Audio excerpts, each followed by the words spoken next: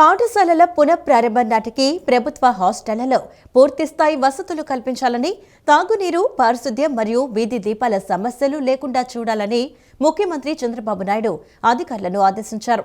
మహిళల భద్రతకు అత్యంత ప్రాధాన్యతనిస్తూ నేరస్తులపై కఠిన చర్యలు తీసుకోవాలని, అన్న క్యాంటీన్లను గ్రామీణ ప్రాంతాలకు కూడా విస్తరించి పేదలకు నాణ్యమైన భోజనం అందించాలని స్పష్టం చేశారు.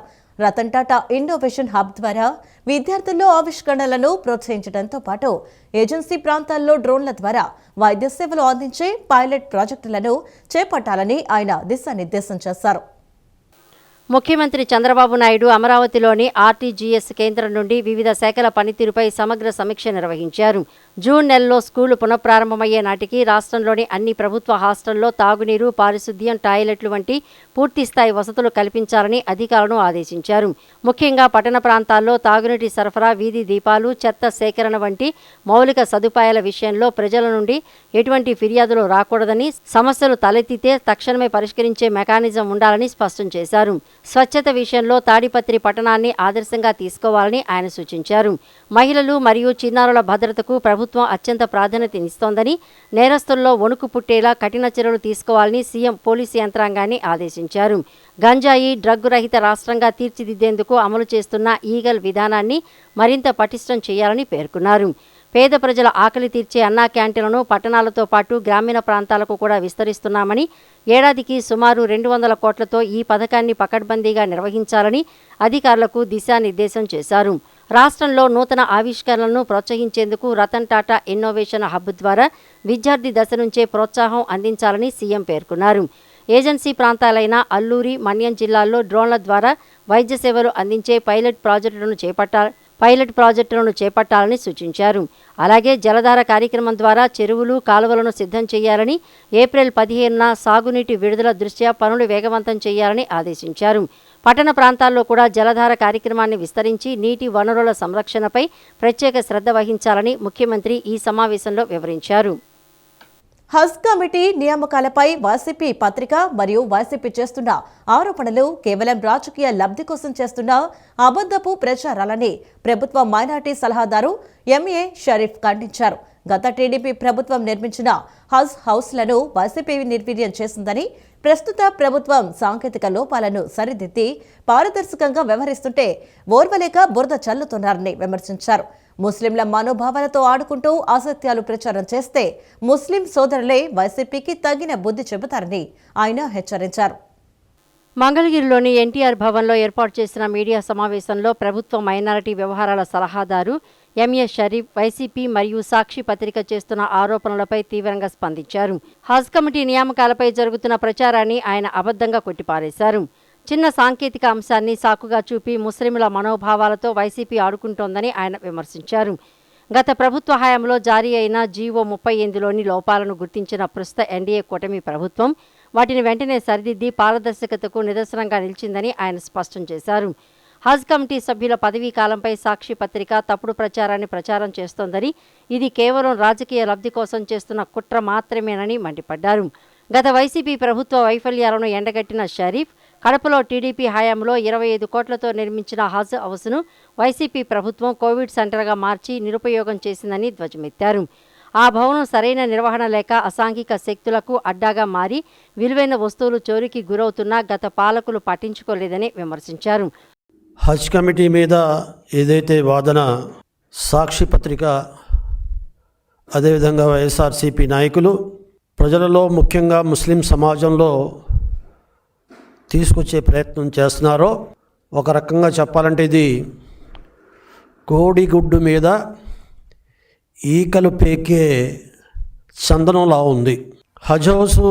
హజ్ కమిటీని సమర్థవంతంగా నిర్వహించడానికి, ఏవైతే హజ్ యాత్రికుల సౌలభ్యం కోసం రాష్ట్ర ప్రభుత్వం నుండి సౌకర్యాలు కల్పించడానికి ఎవరైతే నిష్ణాతులై ఉన్నారో, ఎవరైతే హజ్ ఎడల పవిత్ర భావంతో కలిగి ఉన్నారో అటువంటి వారితో కమిటీని నియమించింది ఈ ప్రభుత్వం, ప్రస్తుత ఎన్డీఏ ప్రభుత్వం. దీనిలో కొన్ని టెక్నికల్గా ఏవైతే నిష్ణాతులైన ధార్మిక పండితుల్ని నియమించాలో అది జరగలేదని హైకోర్టులో దీని మీద రిట్ పిటిషన్ ఫైల్ అయిన తర్వాత దాన్ని సరిచేసుకోవటానికి మరి ప్రభుత్వం కూడా ప్రయత్నం చేసింది. ఏదైతే వ్యక్తులు కొనసాగుతున్నారో వాళ్ళనే కొనసాగిస్తూ కొత్తగా జీవో జరిగింది. హజ్ కమిటీ పవిత్రత పోయినట్టు దాన్ని భూతద్దాలో చూపెడుతూ మరి టెక్నికల్గా ఉండే అంశాన్ని దాన్ని మరి రాజకీయంతో ముడిపెట్టి దాని ద్వారా లబ్ధి పొందాలనే ధ్యేయంతో చిన్న విషయాన్ని పెద్ద విషయంగా సాక్షి దినపత్రికలో ప్రచురించి ఆ రకంగా ముస్లిం మనోభావాల్ని తమ వైపు తిప్పుకోవాలి, తెలుగుదేశం పార్టీ ఎన్డీఏ ప్రభుత్వం ఎడల మరి చెడ్డ పేరు తీసుకురావాలనే ఏకైక ఉద్దేశంతో కేంద్రంలోని మోదీ సర్కార్పై సిపిఎం రాష్ట్ర కార్యదర్శి శ్రీనివాస్ తీవ్రస్థాయిలో ధ్వజమెత్తారు. 2023లో ఆమోదం పొందిన మహిళా రిజర్వేషన్ చట్టాన్ని నేటి వరకు అమలు చేయకుండా మోదీ ప్రభుత్వం మోసం చేసిందని దుయ్యబట్టారు. విజయవాడలో శ్రీనివాసరావు మీడియాతో మాట్లాడారు. 5 రాష్ట్రాల్లో ఎన్నికలు జరుగుతున్న వేళ మహిళా రిజర్వేషన్ చట్టం అమలుపై కేంద్రం ప్రత్యేక పార్లమెంటు సమావేశాలు నిర్వహించడం రాజకీయ ప్రయోజనాల కోసమేనని దుయ్యబట్టారు. గతంలో జనాభా లెక్కలు, పార్లమెంట్ సీట్లు పెంపుదల సహా అనేక అంశాలను సాకుగా చూపిన కేంద్రం ఇప్పుడు హడావిడిగా సమావేశాలు నిర్వహించడం దారుణమని విమర్శించారు. కుటుంబ నియంత్రణను సమర్థవంతంగా అమలు చేసిన దక్షిణాది రాష్ట్రాలకు డీలిమిటేషన్లో అన్యాయం జరగడానికి వీల్లేదని శ్రీనివాసరావు స్పష్టం చేశారు. మోడీ కేంద్ర ప్రభుత్వం ప్రజల్ని దారుణంగా మోసం చేస్తున్నాయి, వంచిస్తా ఉన్నాయి. మహిళా రిజర్వేషన్ల చట్టం 2023లో అయింది. 2023లో అయిన చట్టాన్ని అమలు జరిపే దాని గురించి ప్రత్యేకంగా పార్లమెంట్ సెషను 3 రోజుల పాటు 16 నుంచి 3 ఏళ్ల తర్వాత జరుపుతాం. అంటే ఇప్పుడు గుర్తొచ్చిందనమాట దాని ఇంప్లిమెంటేషన్ వాళ్ళకి. ఆ రోజే 2023లోనే ఆ చట్టం అవుతుందనే సిపిఎం చెప్పింది. 2011 జనాభా లెక్కలను తీసుకొని అప్పుడు అందుబాటులో లెక్కలను తీసుకొని 2024 ఎన్నికల్లోనే దీన్ని వెంటనే అమలు చేయాలి అని. కాదు డీలిమిటేషను, సీట్లు పెంపుదల, అలాగే సెన్సస్ వీటిని అయిన తర్వాత చేస్తామని చెప్పానంటే అప్పుడే చెప్పింది 2029 కాదు 34 కూడా అవ్వదు. కావాలని చట్టం చేసి మురిపించి అమలు జరపకుండా వాయిదా వేయడానికే ఉద్దేశపూర్వకంగా ఆ రోజు బీజేపీ ప్లాన్ ప్రకారం చేసింది అని చెప్పి మేము తీవ్రంగా దాన్ని ఆ రోజు విమర్శించాం. ఇది మేము చెప్పిన మాటలు ఈరోజు వాస్తవం అయింది. ఇప్పుడు 5 రాష్ట్రాల అసెంబ్లీ ఎన్నికలు జరుగుతున్నప్పుడు మధ్యలో ఇప్పుడు సడన్గా వాళ్ళకు గుర్తొచ్చింది దీన్ని ఇంప్లిమెంట్ చేయాలని. దీనికి ఏమిటి సెన్సెస్ లేవు. ఇప్పుడు 2011 ఇప్పుడు సెన్సస్ జరుగుతూ ఉంటే ఈ సెన్సస్తో నిమిత్తం లేకుండా 2011 సెన్సస్ తీసుకుంటా ఉంటున్నారు. డీలిమిటేషన్ 816 సీట్లు, దాదాపు 50% పెంచి 816 సీట్లు చేస్తూ ఉంటున్నారు. అసలు ఈ డీలిమిటేషన్ మీదే తీవ్రమైనటువంటి చర్చ జరిగింది. అనేక రాష్ట్రాల నుంచి వ్యతిరేకత వచ్చింది. జనాభా ప్రాతిపదిక మీద డీలిమిటేషన్ చేస్తే జనాభా నియంత్రణ అమలు జరిపి ఈ కుటుంబ నియంత్రణ అమలు జరిపిన రాష్ట్రాలు, ముఖ్యంగా దక్షిణాది రాష్ట్రాలు చాలా ఎక్కువగా నష్టపోతాయి. అందువల్ల జనాభా ప్రాతిపదిక మీద కాదు, సీట్ల పెంపుదలను బట్టి ఇవి చేయాలి. కృష్ణా జిల్లా మచిలీపట్నంలో మాజీ మంత్రి కటారి ఈశ్వర్ కుమార్ నివాసంలో జరిగిన దొంగతనం కేసును పోలీసులు ఛేదించి అంతర్రాష్ట్ర నేరస్తుడు దొడ్లోజీ బాబును అరెస్టు చేశారు. నిందితుడి నుంచి 15 లక్షల రూపాయల విలువైన వెండి వస్తువులను స్వాధీనం చేసుకున్నట్లు జిల్లా ఎస్పీ విద్యాసాగర్ నాయుడు వెల్లడించారు. సాంకేతిక ఆధారాలతో నిందితుడిని పట్టుకున్న పోలీసు బృందాన్ని అభినందిస్తూ నిందితుడితో పాటు సహకరించిన మరో 2 రిమాండ్కు పంపినట్లు పోలీసులు తెలిపారు. కృష్ణా జిల్లా మచిలీపట్నంలో రాష్ట్ర మాజీ మంత్రి కటారి ఈశ్వర్ కుమార్ నివాసంలో జరిగిన దొంగతనం కేసును పోలీసులు విజయవంతంగా ఛేదించారు. ఈ కేసులో ప్రధాన నిందితుడిని అరెస్ట్ చేసి మీడియా ముందు ప్రవేశపెట్టారు. జిల్లా ఎస్పీ విద్యాసాగర్ నాయుడు తెలిపిన వివరాల ప్రకారం 11 కేసుల్లో నిందితుడిగా ఉన్న అంతర్రాష్ట్ర నేరస్తుడు దొడ్లోజీ బాబు అలియాస్ రవిబాబును అరెస్ట్ చేసి అతని వద్ద నుంచి సుమారు 15 లక్షల రూపాయల విలువైన వెండి వస్తువులను స్వాధీనం చేసుకున్నారు. నిందితుడు లారీ క్లీనర్గా పనిచేస్తూ చెడు వ్యసనాలకు బానిసై సులభంగా డబ్బు సంపాదించాలనే ఆశతో దొంగతనాలకు పాల్పడ్డాడని పోలీసులు తెలియజేశారు. గుడివాడ 2 టౌన్ పరిధిలోని ఆంజనేయపేటలో నివసించే మాజీ మంత్రి కటారి ఈశ్వర్ కుమార్ ఇంట్లో ఈ ఏడాది మార్చి 14న జరిగిన దొంగతనంపై ఫిర్యాదు అందిన వెంటనే కేసు నమోదు చేసి దర్యాప్తు చేపట్టారు. ఘటనా స్థలంలో ఎటువంటి ఆధారాలు లభించకపోయినప్పటికీ సాంకేతిక ఆధారాలు మరియు మానవ మేధస్సుతో గుడివాడ 2 టౌన్ పోలీసులు నిందితుడిని గుర్తించి అదుపులోకి తీసుకున్నారు. ఈ కేసు ఛేదనలో పాల్గొన్న పోలీసు బృందాన్ని ఎస్పీ విద్యాసాగర్ నాయుడు అభినందించారు. ఈ కేసులో నిందితుడితో పాటు అతనికి సహకరించిన మరో 2 కూడా అదుపులోకి తీసుకుని రిమాండ్కు పంపినట్లు పోలీసులు వెల్లడించారు. సంఘటనా స్థలంలో ఎటువంటి మనకి ఫిజికల్ ఎవిడెన్స్ దొరకకపోయినా సరే దీన్ని టెక్నికల్ ఎవిడెన్స్ సహాయంతో around approximately 5 kilos hard silver వరకు ఇక్కడ పోయిందాన్ని రికవరీ చేయడం జరిగింది. దీనిలో ఏంటంటే దొడ్లోజీ బాబు alias రవి అనే అతను లారీ క్లీనర్గా పనిచేస్తుంటాడు. ఇతను ఎక్కువ ఈ వ్యసనాలకు జల్సాలకు అలవాటు పడిపోయి డబ్బులు సంపాదించాలన్న ఉద్దేశంతో దొంగతనం వైపుకి రావడం జరిగింది. ముఖ్యంగా ఇతని మీద ఇప్పటివరకు 11 దొంగతనం కేసులు అనేవి నమోదు కాబడి ఉన్నాయి. ముఖ్యంగా మనం చూసుకుంటే తెలంగాణ, ఆంధ్రప్రదేశ్ 2 రాష్ట్రాల్లోనూ ముఖ్యంగా హైదరాబాద్, ఎస్ఆర్ నగర్, అదేవిధంగా మన చిలకలూరుపేట, నెల్లూరు, తణుకు, ఇంతేకాకుండా ఎన్టీఆర్ జిల్లా ప్రాంతాల్లో ఇతను ఇంతకుముందు దొంగతనాలు చేయడం జరిగింది.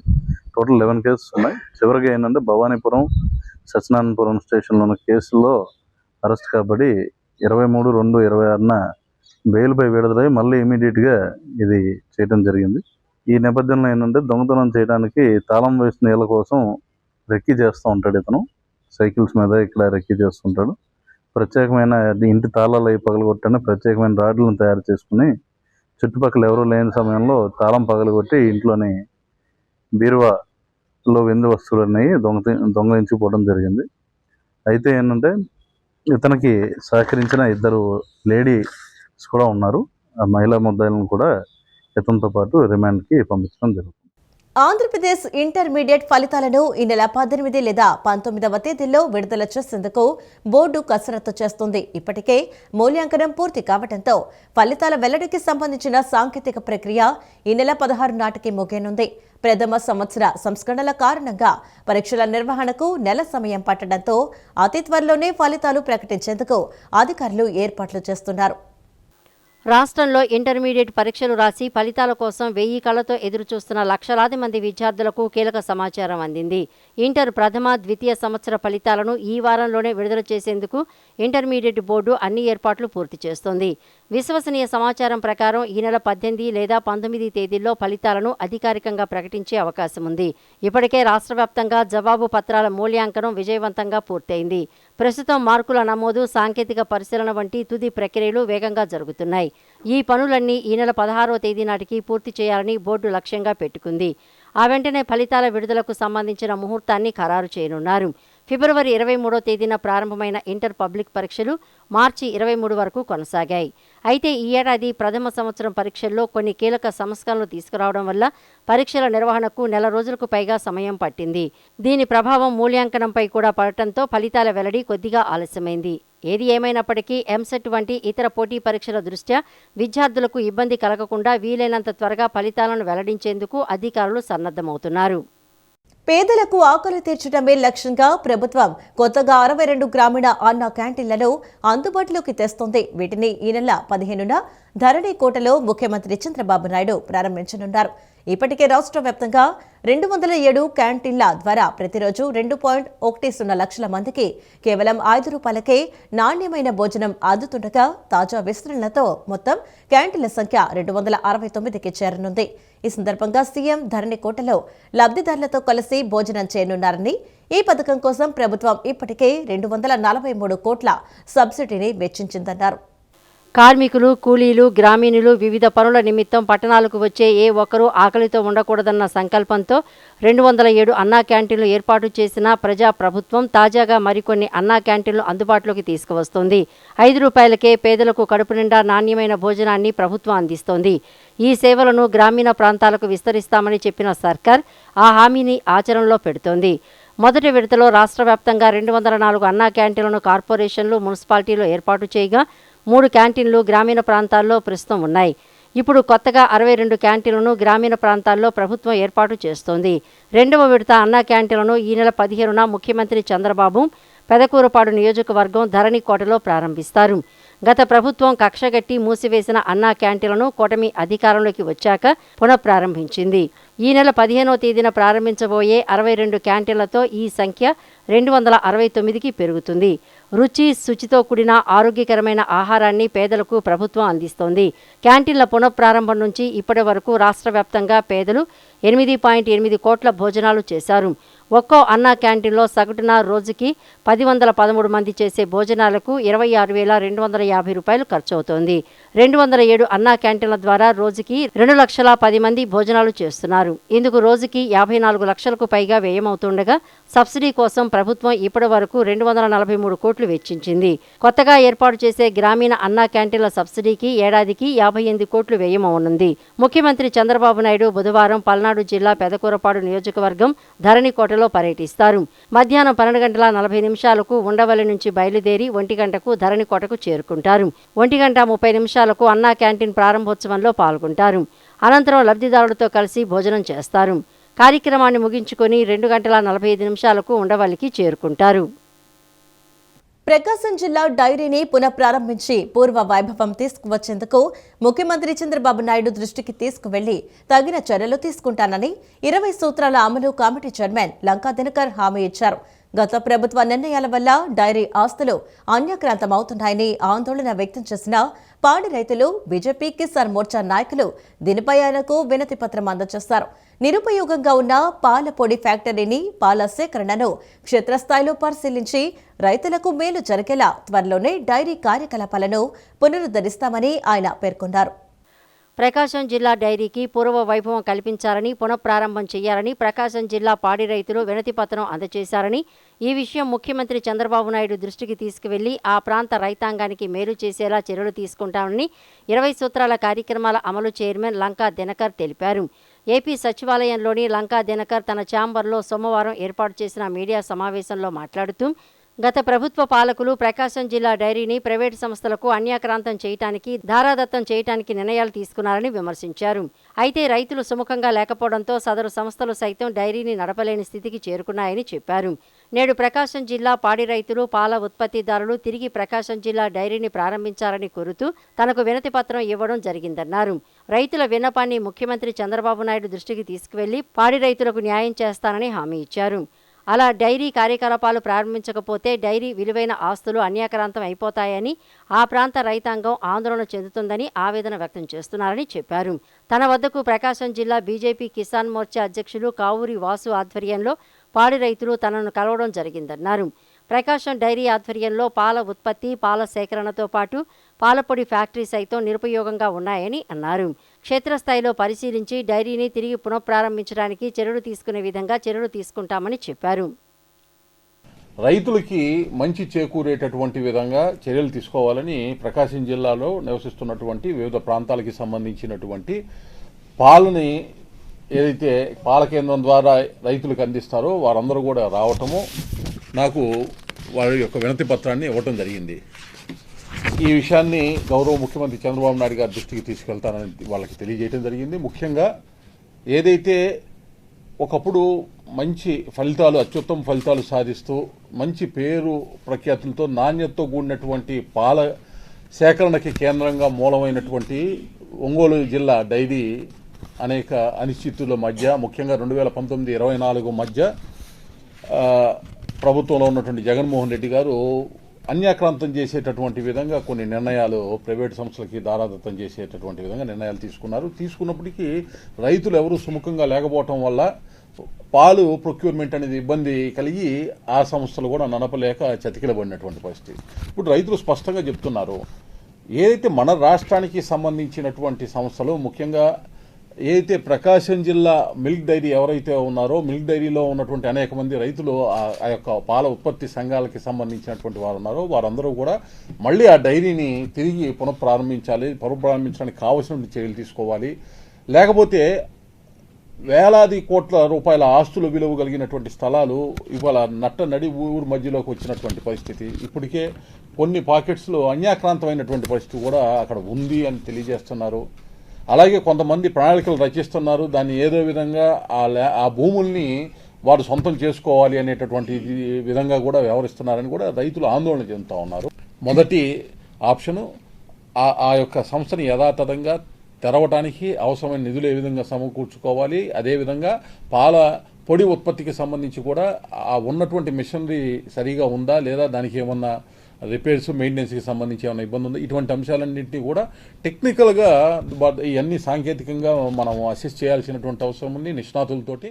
మొక్కజొన్న రైతులకు మద్దతు ధర కల్పించేందుకు వెంటనే గ్రామాల్లో కొనుగోలు కేంద్రాలు ఏర్పాటు చేయాలని కోరుతూ కౌలు రైతు సంఘాల నాయకులు తాడేపల్లి అధికారులకు వినతి పత్రం అందజేశారు. ప్రభుత్వం నిర్ణయించిన 2,400 రూపాయల మద్దతు ధర లభించగా రైతులు ప్రైవేట్ వ్యాపారులకు తక్కువ ధరకే అమ్ముకుంటూ క్వింటాకు 800 రూపాయల వరకు నష్టపోతున్నారని వారు ఆవేదన వ్యక్తం చేశారు. రైతులు అప్పుల ఉబ్బిలో కూరుకుపోకముందే ప్రభుత్వం స్పందించి క్షేత్రస్థాయిలో కొనుగోలు ప్రక్రియను ప్రారంభించాలని నాయకులు డిమాండ్ చేశారు. తాడేపల్లి మండలంలోని మొక్కజొన్న రైతులను ఆదుకోవడానికి తక్షణమే గ్రామాల్లో కొనుగోలు కేంద్రాలు ఏర్పాటు చేయాలని కోరుతూ కౌలు రైతు మరియు వ్యవసాయ కార్మిక సంఘాల నాయకులు అధికారులకు వినతి పత్రం అందజేశారు. తాడేపల్లి తహసీల్దార్ కార్యాలయంలో డిప్యూటీ తహసీల్దార్ ఎం రిజ్వాన్, మండల వ్యవసాయ అధికారి పి శిరీషను కలిసిన నాయకులు ప్రభుత్వం నిర్ణయించిన మద్దతు ధర 2,400కు మొక్కజొన్నను కొనుగోలు చేయాలని డిమాండ్ చేశారు. ప్రస్తుతం ప్రభుత్వం కొనుగోలు కేంద్రాలు ప్రారంభించకపోవడంతో రైతులు గత్యంతరం లేక ప్రైవేటు వ్యాపారులకు క్వింటాకు కేవలం 1,600 నుండి 1,700 రూపాయల మధ్యలో అమ్ముకుంటూ తీవ్రంగా నష్టపోతున్నారని నాయకులు ఆవేదన వ్యక్తం చేశారు.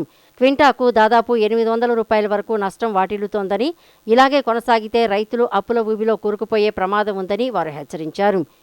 రాష్ట్రంలో మొక్కజొన్న రైతులు తీవ్రంగా నష్టపోతూ ఉన్నారు. కనీసం పెట్టిన పెట్టుబడి కూడా రానటువంటి పరిస్థితుల్లో తీవ్రమైన ఆవేదన చెందుతూ ఉన్నారు.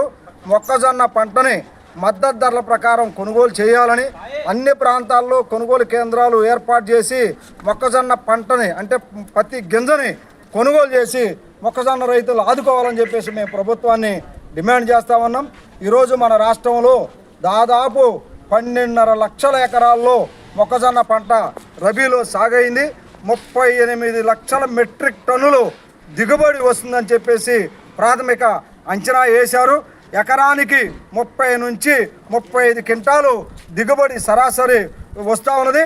కానీ రాష్ట్ర ప్రభుత్వం మొక్కజొన్న కొనుగోలు కేంద్రాలు ఏర్పాటు చేయడంలో చాలామైనటువంటి నిర్లక్ష్యం చేస్తూ ఉన్నది. ప్రభుత్వం కొనుగోలు చేయకపోవటం వల్ల మద్దతు ధర కంటే తక్కువగా అంటే 700 రూపాయలకు తక్కువగా అమ్ముకుంటా ఉన్నారు. కేంద్ర ప్రభుత్వం ప్రకటించిన మద్దతు ధర 2,400. వ్యాపారస్తులు సిండికేట్గా మారి రాష్ట్ర ప్రభుత్వం యొక్క వైఫల్యాన్ని ఆసరా చేసుకొని కింటా మొక్కజొన్నని 1600-1700 రూపాయలకే కొనుగోలు చేస్తూ ఉన్నారు. దీని ద్వారా రైతుల కష్టార్జితాన్ని కాజేస్తూ ఉన్నారు. రాష్ట్ర ప్రభుత్వం మాత్రం మేనమేషాలు లెక్కిస్తూ కాలయాపన చేస్తూ ఉంది. ఈ కార్యక్రమంలో కౌలు రైతు సంఘం కార్యదర్శి పల్లె కృష్ణ, రైతు సంఘం నాయకులు దొంతిరెడ్డి వెంకట్రెడ్డి, కొల్లూరు శివయ్య తదితరులు పాల్గొని ప్రభుత్వం వెంటనే స్పందించి రైతులను ఆదుకోవాలని కోరారు. తిరువూరు ఎమ్మెల్యే కొలికపూడి శ్రీనివాసరావు తన వ్యవహార శైలితో క్రమశిక్షణ గల తెలుగుదేశం పార్టీ పరువును బజారున పడేస్తున్నారని రాష్ట్ర organic certification authority chairman Shyamala Devdutt, NRI Vallabhaneni Giribabu తీవ్రస్థాయిలో మండిపడ్డారు. విజయవాడ ఎన్టీఆర్ భవన్లో ఏర్పాటు చేసిన విలేకరుల సమావేశంలో వారు మాట్లాడుతూ పార్టీ నాయకులపై ఎంపీ కేశినేని చిన్నిపై కొలికపూడి చేస్తున్న అసత్య ఆరోపణలను తీవ్రంగా ఖండించారు. ఈ సందర్భంగా వారు మాట్లాడుతూ ఎన్నికలకు ముందు నియోజకవర్గంలో అడుగుపెట్టిన కొలికపూడి గెలిచిన నాటి నుండి పార్టీ కోసం కష్టపడిన నాయకులను వేధిస్తున్నారని ఆరోపించారు. మంత్రి లోకేష్ గురించి మాట్లాడే స్థాయి కొలికపూడికి లేదని, ఎంపీ చిన్నికి తాను డబ్బులు ఇచ్చానన్న ఆరోపణలకు ఆధారాలు చూపాలని సవాల్ విసురుతూ లేని పక్షంలో ప్రజలు తిరగబడటం ఖాయమని హెచ్చరించారు. అమరావతి ఉద్యమ సమయంలో కొలికపూడి దండుకున్న సొమ్ముపై విచారణ జరపాలని, ఆయన అవినీతి భాగోతాలన్నీ తమ వద్ద ఉన్నాయని పేర్కొన్నారు. ప్రతిసారి తను చేసిన తప్పుల్ని కప్పించుకోవడానికి, దాన్ని పక్కదావ పట్టించడానికి ఒక బ్లాక్ మెయిలింగ్ విధానం ఒకటి కొలికపూడి ఎమ్మెల్యేగా గెలిచిన దగ్గర నుంచి కూడా ఆ నైజాన్ని ప్రదర్శిస్తూ ఉన్నాడు. దానిలో భాగంగా నిన్న కూడా నాకు ఒక హాస్పిటల్ ఉంది తిరువూరు నియోజకవర్గంలో. హాస్పిటల్ సిబ్బందితో మాట్లాడుకున్న ఒక ప్రైవేట్ సంభాషణని తను తెప్పించుకొని దాన్ని బ్లాక్మెయిల్ చేసే విధంగా ఒక టీవీ ఛానల్కి దాన్ని పంపించి మళ్ళీ వాళ్ళతోనే కాల్ చేయించుకొని దాన్ని ఉద్దేశపూర్వకంగా కేవలం కొలికపూడి ఉద్దేశపూర్వకంగా దాన్ని వక్రీకరించి మాట్లాడటం జరిగింది. నువ్వు ఎన్ని రోజుల ముందు వచ్చావు తిరువూరు నియోజకవర్గానికి? నీకన్నా ముందు తిరువూరు నియోజకవర్గంలో 3.5 సంవత్సరాలు ఇన్ఛార్జిగా నేను పనిచేశాను. కోవిడ్ టైంలో తిరువూరు నియోజకవర్గంలో స్తబ్దత ఉన్న సమయంలో చంద్రబాబు నాయుడు గారు నాకు అవకాశం ఇచ్చి తెలుగుదేశం శ్రేణులను అక్కడ కదిలించాలి, వారందరితో కూడా కలిసి పనిచేయండి అనేసి నాకు అవకాశం ఇచ్చి కోవిడ్ టైం నుంచి కూడా ఆ రోజు ఒక సైకో పరిపాలన విధ్వంసకరంగా ఉంటే 5 సంవత్సరాలుగా, మరి ముఖ్యంగా లాస్ట్ 3 years అరాచకం పరాకాష్ఠకు చేరిన దశలో తెలుగుదేశం జెండా పట్టుకొని, గుర్తుపెట్టుకో మిస్టర్ కొలికపూడి, రోజుకు 18 గంటలు 150 కిలోమీటర్లు తిరువూరు నియోజకవర్గం మొత్తం కూడా ప్రయాణించి శ్రేణులందరినీ కూడా తాటి మీదకు తీసుకొచ్చి పార్టీకి నష్టం వచ్చేలాగా ఎలిగేషన్స్ చేసి అనేది చాలా దుర్మార్గమైన పని. నేను ఆయనతో ఎప్పుడైనా చెప్పానా నేను ఎంపీ గారికి డబ్బులు ఇచ్చానని? లేదంటే ఆయనకి ఎవరైనా చెప్పారా? ఆయన దగ్గర ప్రూఫ్స్ ఉన్నాయా? అవింటూ చూపించాలి కదా. మరి నేను 2022 దత్తు గారికి ఇన్ఛార్జ్ ఇచ్చిన దగ్గర నుంచి, నేను అమెరికా నుంచి 2022లో వచ్చినప్పుడు దత్తు గారు, నేను చంద్రబాబు నాయుడు గారిని కలవటం జరిగింది. కలిసి అప్పుడు జరుగుతున్న జగన్మోహన్ రెడ్డి గవర్నమెంట్లో జరుగుతున్న దుర్మార్గాలు, అక్రమాలు ఇవన్నీ చూసి కార్యకర్తలు ఇబ్బంది పడుతున్నారని చంద్రబాబు గారిని కలిసి కార్యకర్తల సంక్షేమ నిధికి కొంత డబ్బులు ఇవ్వటం జరిగింది. అప్పుడు వెళ్ళి కలిశాను. సార్ ఇట్లా ఉంది పరిస్థితి, పార్టీ పరిస్థితి అంటే, అప్పుడు దత్తు గారు ఉన్నారు కదా అక్కడ ఇన్ఛార్జ్, కలిసి పనిచేయండి, పార్టీని బలోపేతం చేయండి, ఈసారి మనం గెలవాలి అంటే, అవును సార్ పరిస్థితులు మనకి పాజిటివ్గా ఉన్నాయి, అక్కడ కూడా అమెరికాలో కూడా చాలా దారుణంగా తిట్టుకుంటున్నారు, ఈసారి మనకి పాజిటివ్గా ఉంది సార్, మేము అందరం వచ్చి కష్టపడతాం చేస్తామని ఆయనకు ఆ రోజు చెప్పడం జరిగింది. ఇవ్వలేదు, ఎంపీ గారికి ఇవ్వలేదు, ఎమ్మెల్యే గారికి ₹1 ఇవ్వలేదు. నేను వచ్చి నా చేతులతో నేను గ్రౌండ్లో ఖర్చు పెట్టడం జరిగింది. ఎన్ని ఫాల్స్ ఎలిగేషన్స్ చేసి ఇవన్నీ చేసి ఎంపీ గారిని ఏదో మచ్చదే అవ్వాలని చెప్పేసి నేనే ఎంపీ గారు నాకేదో ఇవ్వాలంటాం దుర్మార్గం. ఎంపీ గారికి నాకు ఎట్లా అంటే కనుక ఆయన వాళ్ళ వెంకటబాబుని ఎట్లా అయితే గైడ్ చేస్తూ వచ్చారో నన్ను అట్లా గైడ్ చేశారు ఆయన.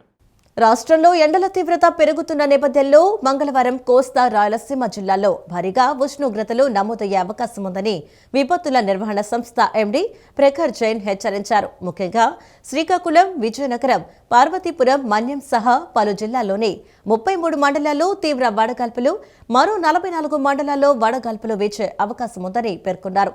సోమవారం కడపలో గరిష్టంగా 44.4 డిగ్రీల ఉష్ణోగ్రత నమోదైనట్లు తెలిపిన ఆయన ఎండలు మరియు ఉక్కపోత దృష్ట్యా ప్రజలు అప్రమత్తంగా ఉండి తగిన జాగ్రత్తలు తీసుకోవాలని సూచించారు. ఆంధ్రప్రదేశ్ రాష్ట్రంలో ఎండల తీవ్రత రోజురోజుకి ప్రమాదకరంగా పెరుగుతోంది. సోమవారం కడపలో అత్యధికంగా 44.4 డిగ్రీలు గరిష్ట ఉష్ణోగ్రత నమోదైందని రాష్ట్ర విపత్తుల నిర్వహణ సంస్థ మేనేజింగ్ డైరెక్టర్ ప్రఖర్ జైన్ వెల్లడించారు. మంగళవారం రాయలసీమ మరియు కోస్తా జిల్లాల్లో ఉష్ణోగ్రతలు మరింత పెరిగే అవకాశం ఉందని, ప్రధానంగా 33 మండలాల్లో తీవ్ర వడగాల్పులు, మరో 44 మండలాల్లో వడగాల్పులు వీచే ప్రమాదం ఉందని ఆయన హెచ్చరించారు. ముఖ్యంగా శ్రీకాకుళం, విజయనగరం, పార్వతీపురం, మన్యం, అల్లూరి సీతారామరాజు, ఏలూరు జిల్లాల్లోని పలు ప్రాంతాల్లో ఎండల ప్రభావం ఎక్కువగా ఉండనుందని అధికారులు అంచనా వేస్తున్నారు. సోమవారం నమోదైన వివరాల ప్రకారం కడపతో పాటు నంద్యాల, తిరుపతి, మార్కాపురం, కర్నూలు వంటి ప్రాంతాల్లో భానుడు ప్రతాపం చూపాడు. పల్నాడు, అనంతపురం, నెల్లూరు, ప్రకాశం జిల్లాల్లో కూడా 42 డిగ్రీల పైచిలుకు ఉష్ణోగ్రతలు నమోదై ప్రజలను ఉక్కిరిబిక్కిరి చేశాయి. ఈ నేపథ్యంలో ఎండ తీవ్రత మరియు ఉక్కపోత పట్ల ప్రజలు అప్రమత్తంగా ఉండాలని, మధ్యాహ్న సమయాల్లో బయటకు రాకుండా తగిన జాగ్రత్తలు తీసుకోవాలని విపత్తుల నిర్వహణ సంస్థ సూచించింది. జిల్లాలు మరియు మండలాల వారీగా పూర్తి వివరాల కోసం సంస్థ అధికారిక వెబ్సైట్ను సందర్శించవచ్చని ప్రఖర్ జైన్ తెలియజేశారు.